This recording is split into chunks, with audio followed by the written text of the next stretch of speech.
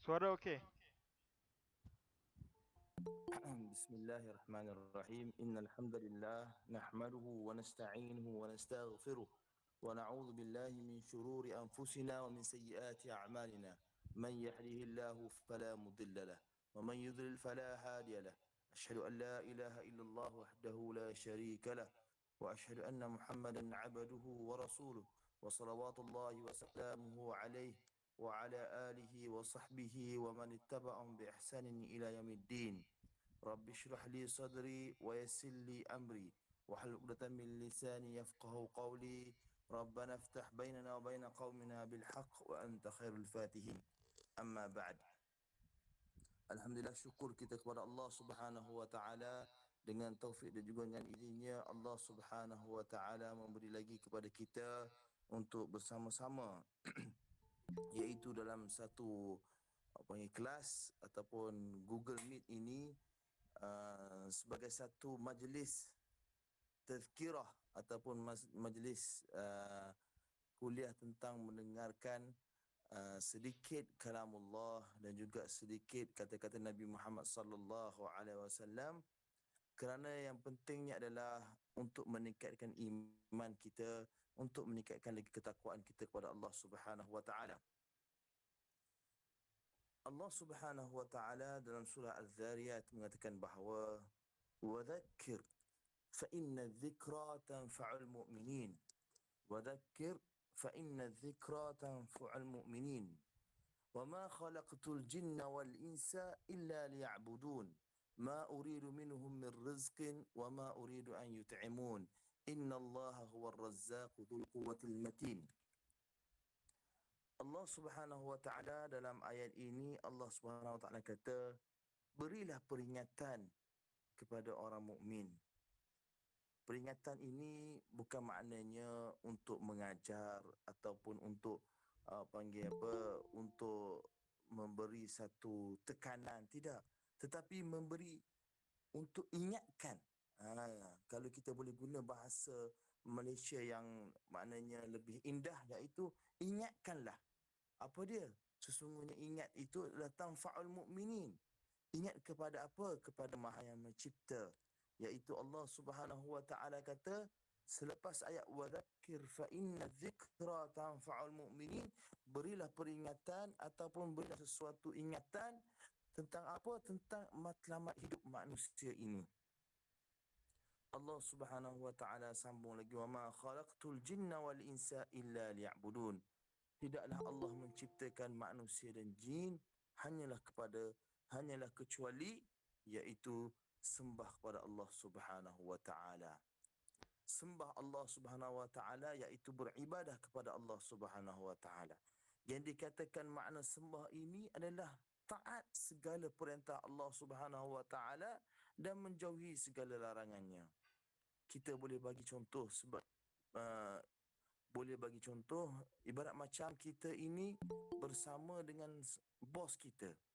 Kita kerja dengan bos, kan? Kita kerja dengan satu majikan, dan apabila majikan memberi segala arahan, kerja kita hanya menyelesaikan segala tugas yang diberikan. Dan yang paling penting adalah tidak melanggar segala larangannya. Jadi kalaulah kita itu taat perintah dia, pastinya kita punya gaji kita meningkat dan kita punya bonus kita dan sebagainya meningkat kerana kita taat.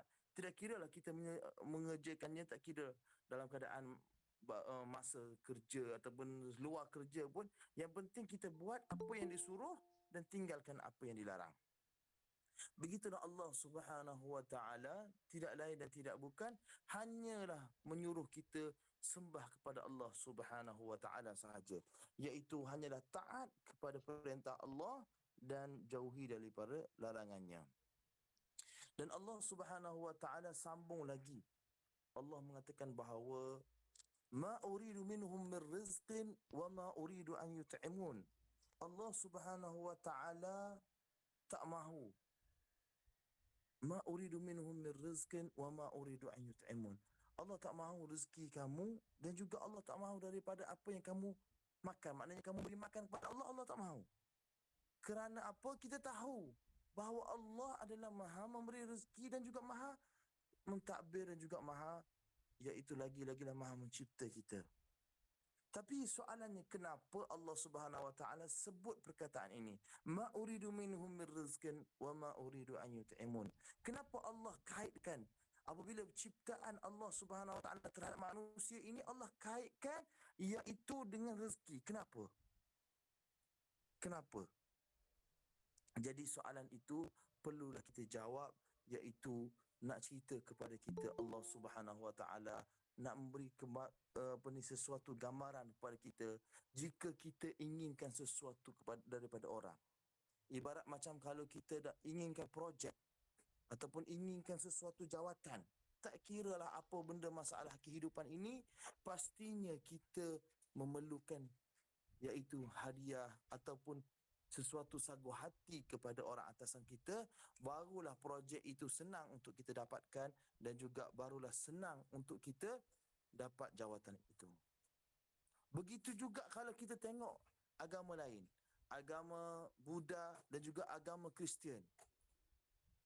Apabila mereka ingin diampunkan dosa mereka, apa mereka buat? Mereka hulurkan hadiah. Mereka bawakan sesuatu hadiah mereka di depan patung. Sedangkan kita tak, mereka sendiri tahu, mereka sendiri kenal, mereka sendiri tahu bahawa patung yang ada di depannya itu adalah tidak bernyawa dan tidak beri manfaat pun kepada dia. Tetapi apabila dia memerlukan untuk hapuskan dosa dia, dia memberi sesuatu. Begitu juga dengan Kristian. Apabila ingin ampunkan dosanya, perlu ada bayarannya. Sekian-sekian agar bayarannya dapat maknanya agar dosa yang dibuat itu dapat diampun oleh Allah Subhanahu Wa Taala. Jauh kita orang mukmin. Allah Subhanahu Wa Taala kata, "Ma uridu minhum min rizqin wa ma uridu an yut'imun." Allah Subhanahu Wa Taala tidak mahu, tidak inginkan segala rezeki daripada kamu. Jika kamu rasa berdosa, jika kamu rasa kekurangan, jika kamu tersalah ataupun tersalah buat, itulah asal kata manusia. Manusia ini perkataannya insan. Insan bahasa Arab, perkataan asal insan iaitu nasia, jenis orang yang jenis pelupa, jenis banyak buat silap, jenis banyak buat kesalahan. Jadi Allah Subhanahu Wa Taala Maha Tawwabur Rahim, Maha pengampun dosanya, lagi Maha kasih sayang ini. Allah tidak mahu segala itu, hanyalah kita angkatkan kedua tangan kita kepada Allah Subhanahu Wa Taala, hanyalah sebut dengan Allahumma gfirli ya Allah. Ya Allah, ampunkanlah dosaku ya Allah, ampunkanlah dosa, ampunkanlah segala kesalahanku. Lagi-lagilah kita dengan Ramadan yang tidak lama lagi ini. Ramadan yang tidak lama lagi yang kita akan menempuhi ini, tinggal lagi beberapa hari saja, kurang daripada 10 hari. Yang Ramadan yang akan datang ini, bagaimana kita dengan Ramadan? Tajuk saya pada malam ini iaitu kita mencari takwa pada bulan Ramadan. Mencari takwa pada bulan Ramadan. Jadi soalannya, bagaimana persiapan kita untuk Ramadan? Boleh dipanggil apa? Analoginya, kebiasaannya manusia ini, kalau dia ingin berlumba ataupun dia ingin masuk sesuatu peperiksaan ataupun sesuatu tempat ataupun sesuatu benda penting bagi dia itu, pastinya dia mempersiapkan dirinya sungguh-sungguh untuk menempuhi sesuatu yang benda yang penting baginya. Kita boleh bagi gambaran seperti mana manusia itu kalau dia ingin berlumba, kereta lumba ataupun motor lumba, tak kira lah apa benda yang dia ingin berlumbakan. Jadi sebelum dia masuk di litar perlumbaan itu, apa yang dia akan buat? Dia akan persiapkan enjin keretanya, enjin motornya, dan juga dia akan, sebelum permulaan itu dia dah try, dia dah uji dah bagaimana kehebatannya, dia dah pasti bahawa dia masuk dalam litar itu, pastinya dalam keadaan baik. Begitu juga kita dengan Ramadan. Apakah kita telah bersiap sedia untuk Ramadan? Jadi Ramadan tak lama lagi ni, pertama sekali kita kena tahu, Ramadan ni sebenarnya untuk apa kita ni? Apakah Ramadan ini datang dengan satu bulan mulia ini hanya datang untuk kita kira-kira hari dan kemudian masuk hari raya, dan itulah paling penting bagi kita? Apakah sebenarnya Ramadan ini? Apakah tujuan Ramadan Allah Subhanahu Wa Taala turunkan, makna jadikan bulan Ramadan itu bulan yang mulia? Kenapa? Ramadan, Allah Subhanahu Wa Taala sebut dalam Al-Quran, Allah berfirman, Ya ayyuhalladzina amanu kutiba alaikumus siyam kama kutiba alal ladzina min qablikum la'allakum tattaqun. La'allakum tattaqun.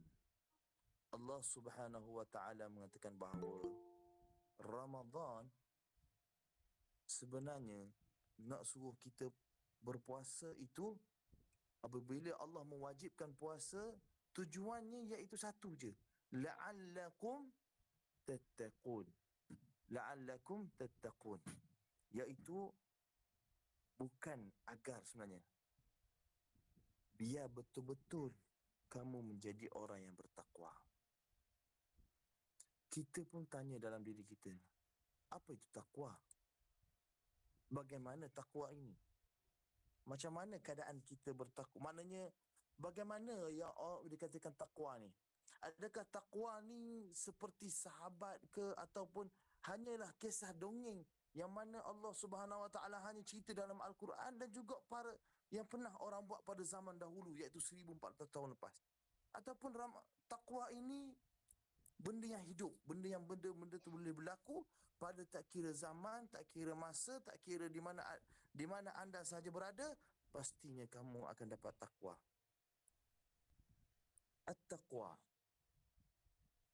Takwa ni sebenarnya yang mana Allah Subhanahu Wa Taala nak adalah karamatu indallah, kemuliaan di sisi Allah Subhanahu Wa Taala. Dan takwa ini tempatnya tidak bukan adalah di jantung, iaitu hati. Dan banyak ta'arif tentang takwa ni, kebanyakan ada yang mengatakan bahawa, ulama mengatakan bahawa ij'al wiqayatu min azabillah. Takwa ini menyebabkan kita menjadi satu wiqayah, satu batasan ataupun satu jagaan supaya kita jauh daripada azab Allah Subhanahu Wa Taala, daripada azab Allah Subhanahu Wa Taala. Dan kata-kata Ali radhiyallahu anhu ardah, al-khauf min jalil, iaitu takwa ini adalah takut kepada Allah Subhanahu Wa Taala. Dan ada banyak lagi ulama mengatakan bahawa yuta' alla yu'si, wadhkur la yansa, washkur la yakfur, iaitu takwa ini taat dan tidak langgar. Maknanya tidak apa ni panggil, taat dan juga tidak melanggar kepada kemaksiatan. Wadhkur la yansa, iaitu sentiasa ingat Allah Subhanahu Wa Taala dan tidak lupa Allah. Washkur wala yakfur, dan sentiasa syukur kepada Allah Subhanahu Wa Taala, wala yakfur, dan tidak mengkufurkan, dan tidak kufur tentang nikmat dan juga kufur pada Allah Subhanahu Wa Taala. Okey. Jadi pertama sekali kita nak tengok takwa ni.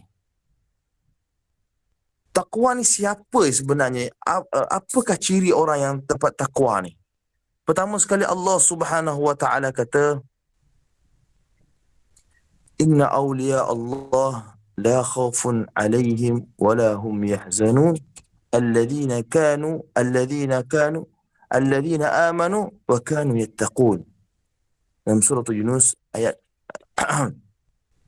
iaitu Allah Subhanahu Wa Taala mengatakan bahawa orang yang bertakwa ini sebenarnya adalah wali. Wali Allah. Dan wali ni, jangan dalam otak kita maknanya wali ni satu makhluk yang jauh daripada makhluk insan biasa. Tak. Apabila kita cerita wali, bermakna dia itu adalah orang yang dijaga oleh Allah Subhanahu Wa Taala. Wali apabila orang itu mentaati perintah Allah Subhanahu Wa Taala, itulah orang yang beriman dan mereka jugalah orang yang bertakwa. Dan Allah Subhanahu Wa Taala sebut lagi ciri-ciri orang yang bertakwa kepada Allah Subhanahu Wa Taala ini adalah orang yang al-am, la khaufun alaihim wa la hum yahzanun. Orang yang bertakwa ini tidaklah dalam keadaan kesusahan dan sentiasa di dalam keadaan aman. Bukannya mereka dalam keadaan, walaupun kita tengok ada setengah manusia itu, dia hanyalah duduk di rumah yang kecil dengan anak yang ramai, tetapi kerana dia bertakwa kepada Allah Subhanahu Wa Taala, ketenangan dia dapat. Ketenangan walaupun rumah yang sempit, walaupun kita tengok dia punya gaji pun kecil, tapi dengan adanya takwa dalam hatinya dapat menyelesaikan segala masalah dia. Dan kita tengok rumah yang besar, rumah yang macam mahligai lah boleh kita katakan, tapi kalau tidak ada takwa, Allah akan sempitkan rumahnya walaupun besar mana rumah itu. Dan Allah Subhanahu Wa Taala kata orang yang bertakwa ini Allah bagi nur, iaitu cahaya. Apa dia cahaya? Yang dapat menjelaskan, membezakan, iaitu membezakan di antara yang benar ataupun yang batil. Ini penting. Kadang-kadang kita hari ini banyak orang yang bercakap tentang agama, tapi boleh dapatkah kita pilih di mana satukah yang benar ataupun di mana satu yang batil. Jadi untuk dapatkan perbezaan ini, dia mesti datang dengan takwa. Dan takwa ni yang paling penting Allah Subhanahu Wa Taala sebut dalam surah At-Talaq ataupun surah At-Talaq, iaitu yang biasa kita tahu, iaitu ayat 1000 dinar. Kan? Wa man yattaqillah yaj'al lahu makhraja wa yarzuqhu min haitsu la yahtasib. Allah Subhanahu Wa Taala mengatakan bahawa orang yang bertakwa, orang yang bertakwa itu Allah akan permudahkan urusannya. Allah akan selesaikan urusannya. Wa man yattaqillah yaj'al lahu makhraja. Siapa yang bertakwa kepada Allah Subhanahu Wa Taala, Allah akan keluarkan. Maknanya dalam kesempatan macam mana pun Allah akan keluarkan. Dan Allah Subhanahu Wa Taala dalam yang sama, Allah Subhanahu Wa Taala kata, wa man yattaqil, siapa yang bertakwa Allah akan permudahkan jalannya. Tadi makhraja, jalan keluar, ni mempermudahkan lagi. Dan Allah Subhanahu Wa Taala satu lagi, Allah Subhanahu Wa Taala kata wa yu'zim lahu ajra. Dan orang yang bertakwa ini Allah akan melipatkan lagi ganda, iaitu pahalanya. Allahu Akbar. Takwa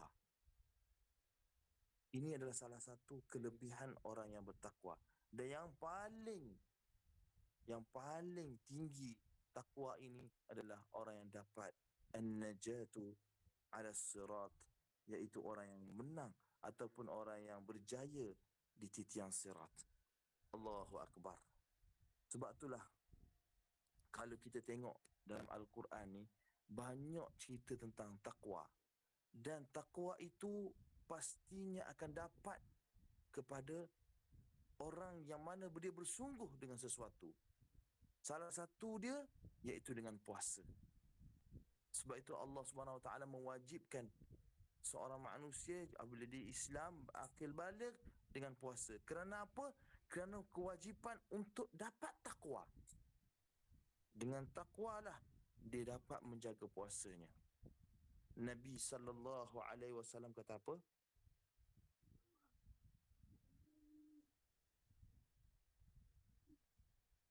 Nabi sallallahu alaihi wasallam berkata bahawa dalam hadis kursi, kullu amali ibnu Adam yudha'af al-hasanatu bi'ashri amthaliha ila 700 dhi'fun qala Allah ta'ala illa saum fa innahu li wa ana ajzi'u bih ya'da'u syahwatuhu wa ta'amuhu min ajli. Allah Subhanahu wa taala Nabi sallallahu alaihi wasallam dalam riwayat Muslim mengatakan bahawa setiap amalan ini, setiap amalan apa ni, anak Adam akan digandakan. Al-hasanatu bi'ashrati amsalha. Setiap kebaikan itu Allah akan tambahkan dengan 10 kali ganda. Dan daripada 10 itu akan sambung sampailah hingga ke 700. 700 bulan. Okey. Dan Allah Subhanahu wa taala kata kecuali puasa. Fa innahu li, sesungguhnya dia bagi aku, wa ana ajzi'u bih. Akulah yang akan beri pahalanya. Nak ceritanya Allah sahaja yang tahu bagaimana besarnya pahala orang puasa ni. Sebab apa? Sebabnya ni Nabi sallallahu alaihi wasallam sebut bahawa Allah kata sebab apa Allah bagi ni? Kerana yada'a syahwatuhu wa ta'amu min ajli. Iaitu Allah Subhanahu wa taala kata bahawa mereka itu tinggalkan syahwatnya dan juga makanannya kerana Allah Subhanahu wa taala. Inilah salah satu ciri orang yang mana dia mencari ketakwaan itu dengan berpuasa. Kerana apabila dia tinggal sesuatu kerana Allah Subhanahu wa taala, Allah akan lipatkan kali ganda lagi balasannya. Dan puasa, Allah Subhanahu wa taala kata lis-saimina farhatun wa farhatun 'inda fitrihi wa farhatun 'inda liqa' rabbi. Dan bagi orang puasa ini dapat dua kebahagiaan. Pertama, kebahagiaan ketika dia berbuka puasa dan juga ketika dia berjumpa Allah Subhanahu wa taala. Jadi puasa ini, apabila kita kata la'allakum tattaqun tadi, Allah kata bahawa kamu pasti dapat. Pertama sekali, ciri untuk mendapat takwa ini adalah dengan puasa. Dan puasa bulan Ramadan. Bulan yang mana Allah Subhanahu wa taala memuliakan, sangat mulia. Sebab itu Allah Subhanahu wa taala kata syahrul ramadan alladhi unzila fihi al-Quran hudan lin-nas wa bayyinatin minal huda wal furqan. Sesungguhnya Ramadan itu jadi mulianya Ramadan itu kerana datangnya Al-Quran. Jadi untuk mendapat ketakwaan yang nombor 2 adalah iaitu mestilah perbanyakkan baca Al-Quran. Dan Nabi sallallahu alaihi wasallam kata Al-Quran dan puasa yashfa'an yaumal qiyamah. Dua-dua dapat memberi syafaat kita kepada di hari akhirat nanti. Jadi dua-dua benda ini sangat penting untuk kita menjadi orang yang bertakwa. Kita kena pegang. Ini adalah salah satu cara yang bagaimana kita untuk meningkatkan kita punya kualiti Ramadan kita. Biarlah kita menjadi betul-betul takwa. Pertama dengan puasa, yang kedua dengan Al-Quran. Dan Nabi sallallahu alaihi wasallam kata dalam satu hadis bahawa kenapa diberi syafaat kepada dua ini? Kerana Nabi sallallahu alaihi wasallam sambung lagi bahawa hari akhirat nanti datangnya amalan puasa, dia tanya, kenapa aku beri syafaat? Puasa itu jawab, sesungguhnya dahulu kami telah larang. Maknanya puasa itu telah larang dia tu daripada syahwatnya dan makanannya. Dan puasa itu kata berilah syafaat kepada dia. Dan datang Al-Quran kata kenapa kamu perlu beri syafaat kepada hamba Allah ini? Al-Quran itu jawab, sesungguhnya aku telah halangnya daripada tidur malam. Allahu Akbar.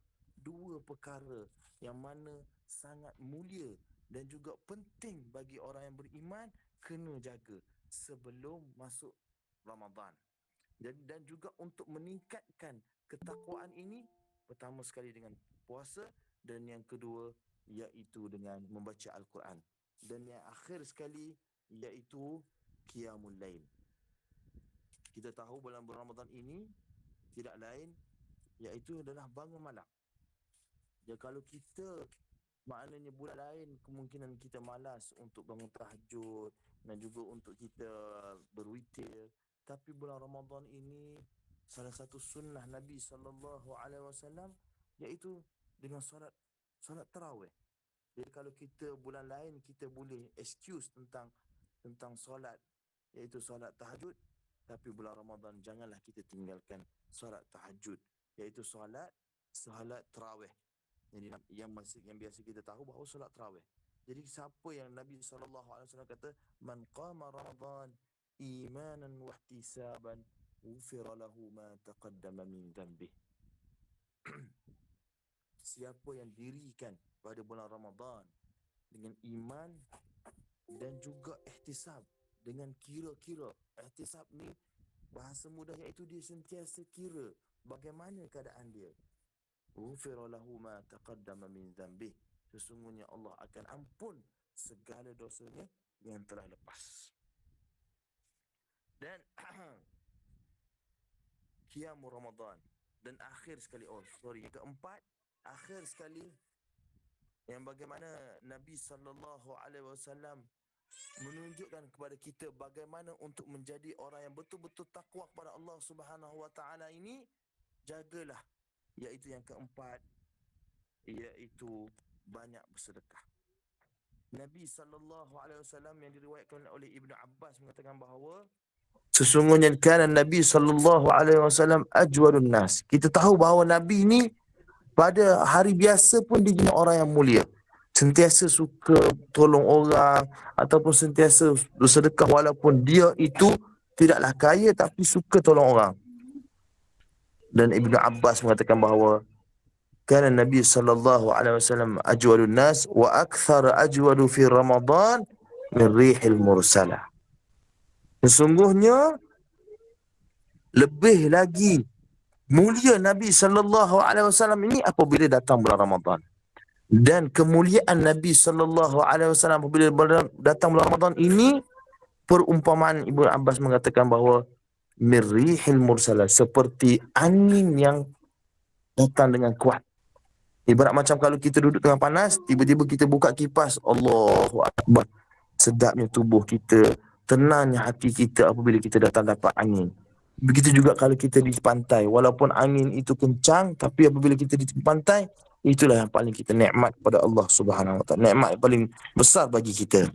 Jadi inilah 4 perkara untuk bagaimana kita mencari Ramadan itu biarlah menjadi kualiti bagi kita pada bulan Ramadan yang kali ini. Dan Ramadan kali ini biarlah betul-betul kita meningkatkan ketakwaan kita kepada Allah Subhanahu Wa Taala. Dan kita tahu bahawa Nabi SAW kata untuk penutuplah malam ini, iaitu Nabi SAW kata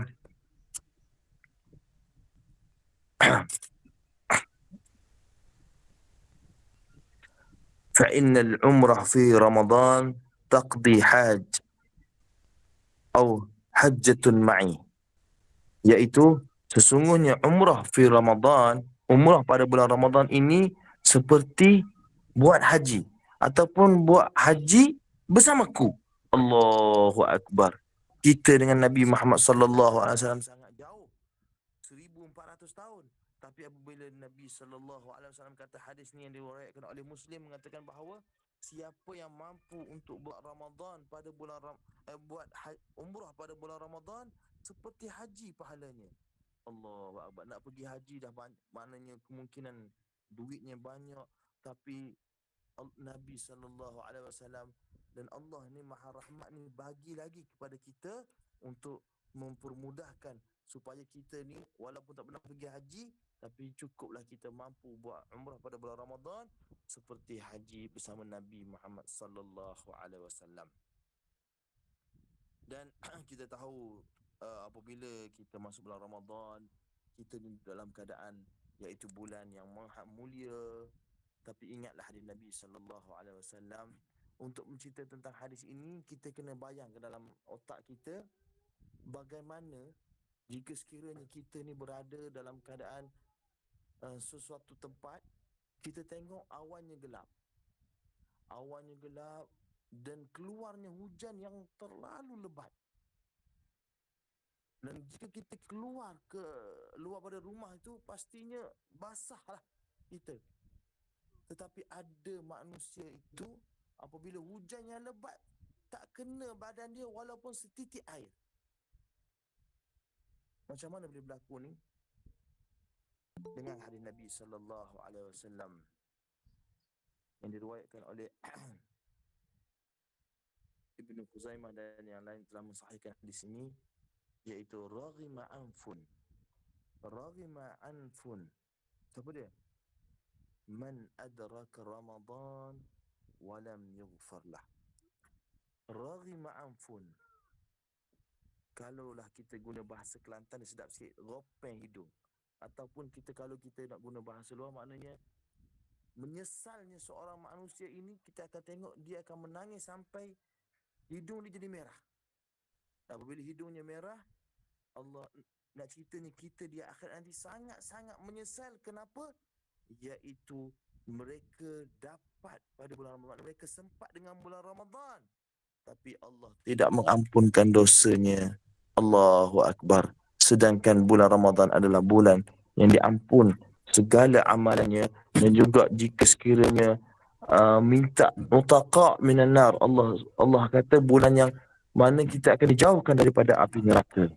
Jadi persiapkanlah diri kita sekarang, dan persiapkanlah kita punya tenaga dan mental, dan jangan lupalah kita doa kepada Allah Subhanahu wa taala, iaitu Allahumma ballighna Ramadan, Allahumma ballighna Ramadan wal umrah fihi, insyaallah. Insyaallah fa insyaallah. Secukuplah untuk malam ini, agar kita semua dapat merasai Ramadan kali ini tidak sama yang lepas, dan biarlah Ramadan kali ini lebih berkualiti daripada yang lepas-lepasnya, insyaallah fa insyaallah. Wallahu taala alam. Subhanakallahumma wa bihamdika asyhadu an la ilaha illa anta astaghfiruka wa atubu ilaik. Jika ada soalan, wallah boleh tanya, boleh adukan soalan. Jazakumullah khairan Ustaz Jaafar atas peringatan-peringatan yang membekas jiwa. Dipersilakan tuan-tuan dan puan-puan jika ada sebarang persoalan berkaitan dengan Ramadan.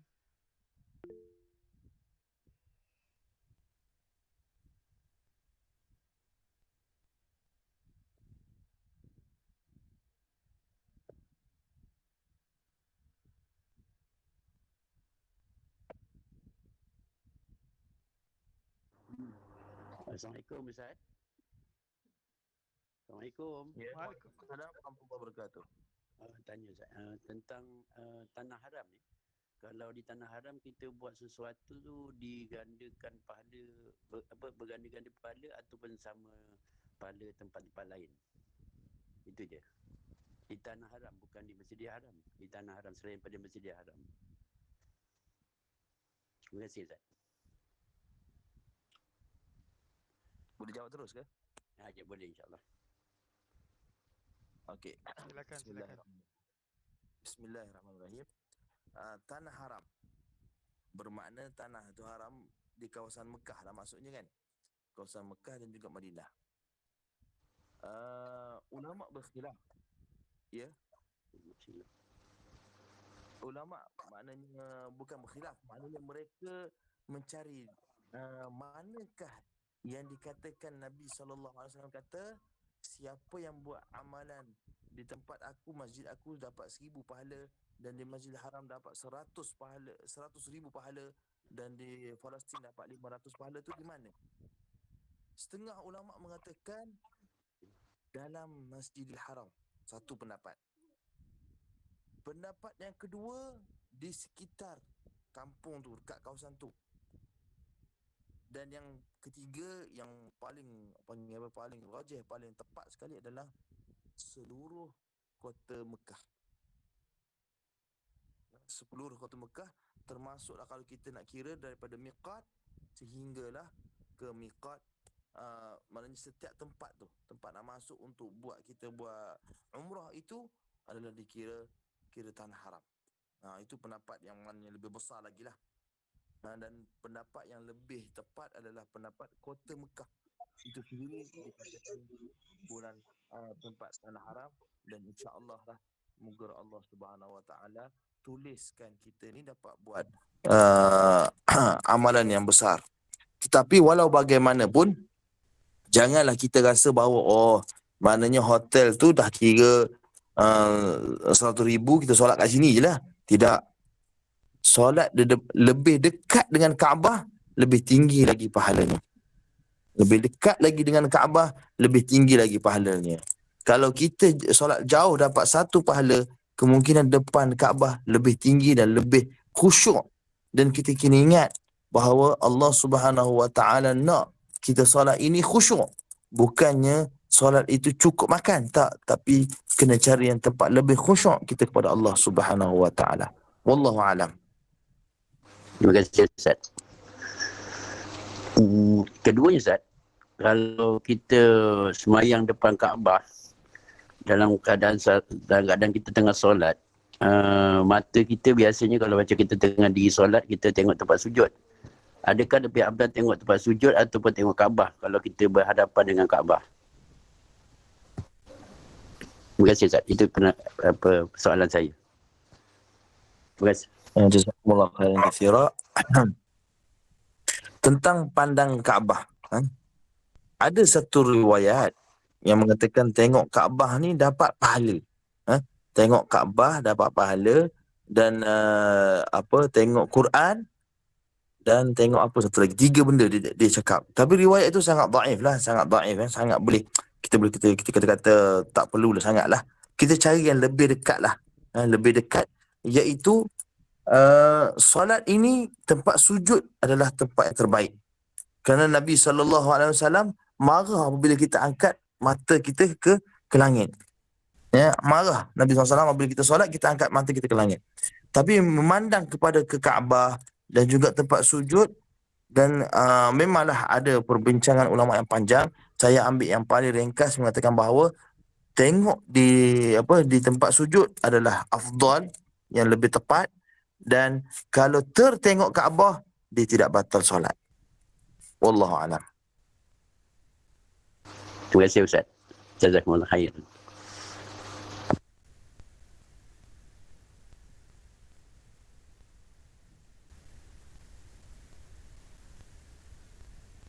Ada soalan lagi?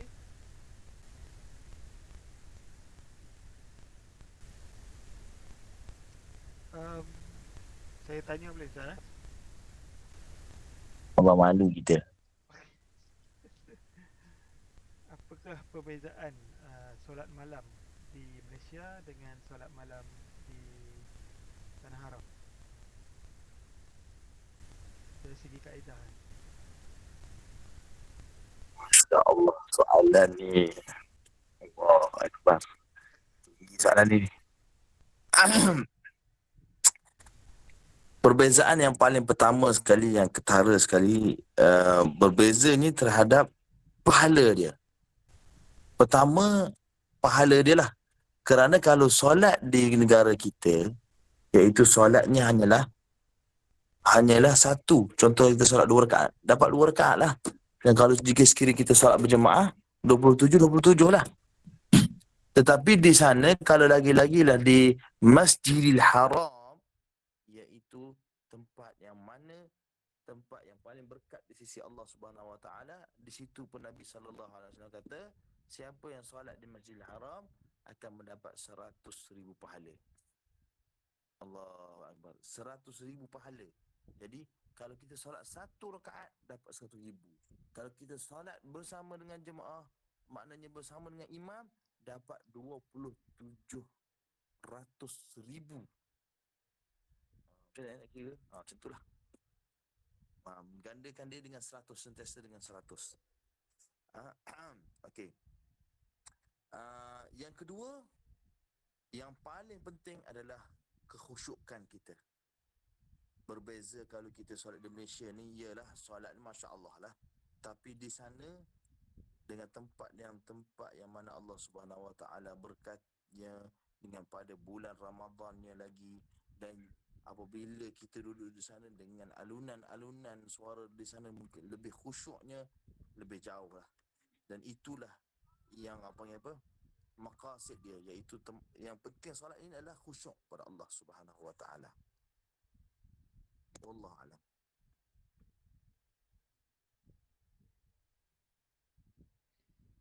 Ada soalan di ruangan chat. Jika kita tidak sahur, adakah puasa itu wajib diqada? Okey. Kalau kita tidak sahur, adakah wajib kita qada? Pertama sekali, kita kena tahu hadis Nabi SAW mengatakan bahawa sentiasalah manusia dalam keadaan kebaikan apabila dia memperlambatkan sahur dan mempercepatkan buka puasa. Jadi hadis ini sangat penting, iaitu kita kena berlumba dengan sahur. Walaupun dengan seteguk air, kena sahur. Paling kurang seteguk air itu pun alhamdulillah dah sahur dah kita ni. Dan apabila sahur, maknanya kita memerlukan, sedangkan kita ni puasa memerlukan ketenaga, memerlukan maknanya ketahanan yang tinggi, dan Nabi dan Allah bagi rukhsah, bagi peluang kepada kita, maknanya sahurlah kita. Apabila kita sahur, kuatlah kita punya ketahanan body kita untuk menampung kita punya puasa. Jadi batal ke tidak puasa kita, pertama sekali jika sekiranya kita tidak sengaja sahur, tidak batal lah puasa kita, iaitu sahlah puasa kita. Kalau tidak sengaja kita tak sahur, maknanya sahlah puasa kita. Dan jika kita sengaja tinggalkan sahur itu, ingatlah sesungguhnya Nabi SAW kata, beza kita dengan Yahudi adalah orang ini puasa dengan bersahur. Kalau orang Yahudi, dia tak bersahur. Jadi itu lebih penting. Maknanya batal tak batal tu wallahu alam. Saya ni bukan mufti, tapi nak ceritanya, ingatlah membezakan kita dengan Yahudi dengan sahur. Wallahu alam. Dan adakah kena ganti? Itu kena tanya orang lebih faqih wal alim lagi lah. Kalau tidak sengaja sahur, tak perlu, maknanya puasanya sah, tak perlu qada. Jika tidak sengaja tidak sahur, tidak sengaja memang sah lah puasanya dan tidak perlu ganti.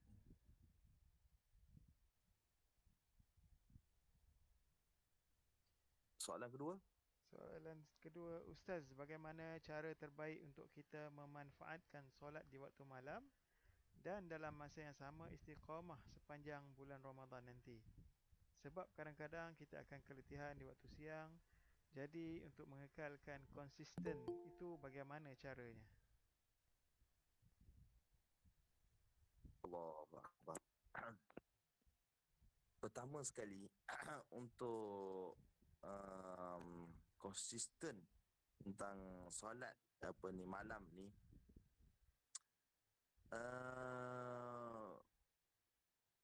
nak cakap macam ni, maknanya pertama sekali kita kena ingat bahawa ganjaran pahala tu, ganjaran pahala, hadiah Allah Subhanahu Wa Taala bagi kita macam puasa tadi. Siapa yang tinggalkan sesuatu kerana Allah, pastinya Allah akan tukarkan sesuatu yang lebih baik baginya. Begitu juga kita buat itu kerana Allah, pastinya Allah akan bagi kita lebih baik. Okey? Itu satu. Yang kedua, untuk kita lebih lazat kita punya solat malam kita dia bersama tarawih, iaitu bersama dengan imam-imam yang baca panjang masya-Allah tu, hendaklah kita rujuk tengok Al-Quran, makna Al-Quran, iaitu baca tafsiran dia. Tadabbur, boleh buka Quran sebelum solat lah, cerita sebelum solat sebelum solat kita tengok makna dia, cerita dia tentang apa yang Allah nak cerita dalam ni. Dan insya-Allah kalau kita dengar, kita boleh menghayati apabila imam baca tu, insya-Allah lebih lazatlah kita dengan solat itu. Dan yang ketiga, iaitu perbanyakkanlah doa kepada Allah Subhanahu Wa Taala dan istighfar. Itu sahajalah tips untuk kita sentiasa istiqamah kepada Allah Subhanahu Wa Taala. Istiqamah amalan tu. InsyaAllah wa insyaAllah. Wallahu alam. Sahabakumullah. Soalan yang seterusnya. Ada soalan lagi? Soalan seterusnya, Ustaz, bagaimana nak dapatkan khusyuk dalam solat?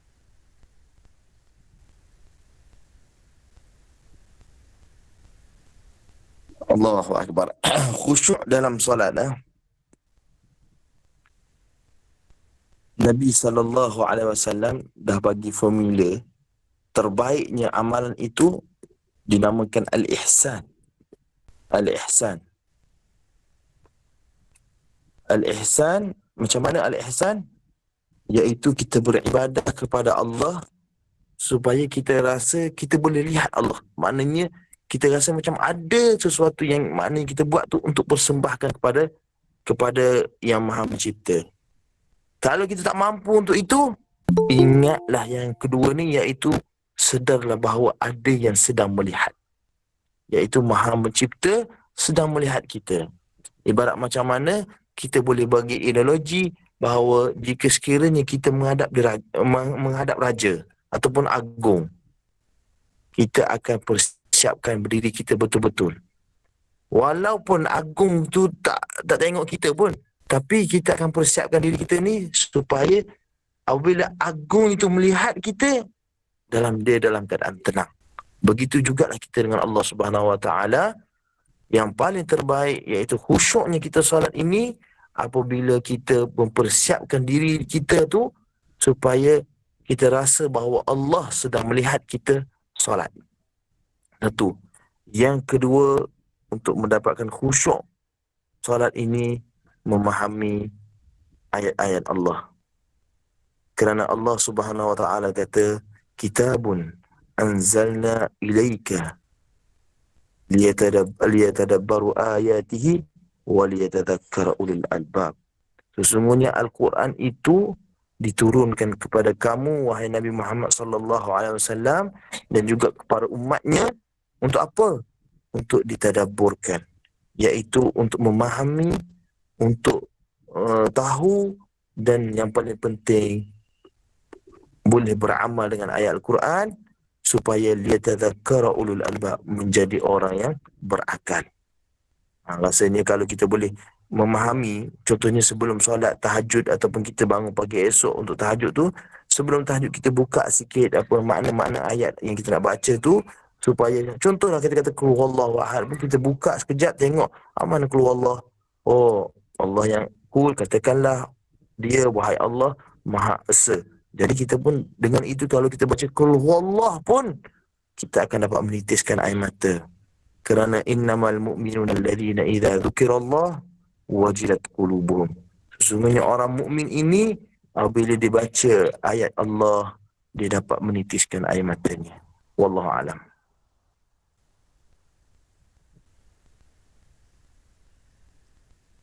Sahabakumullah. Jazakumullah khair wa iyyakum. Jadi saya kira sekadar itu perkongsian daripada Ustaz Jaafar pada malam ini. Terima kasih kepada semua yang bersama-sama malam ini, dan terima kasih juga kepada Ustaz Jaafar kerana sudi meluangkan masa untuk bersama-sama kita malam ini. Jadi kita akhiri sesi malam ini dengan kafaratul majlis. Subhanakallahumma wa bihamdika asyhadu an la ilaha illa anta astaghfiruka wa atubu ilaik. Jazakumullah khairan. Assalamualaikum warahmatullahi wabarakatuh.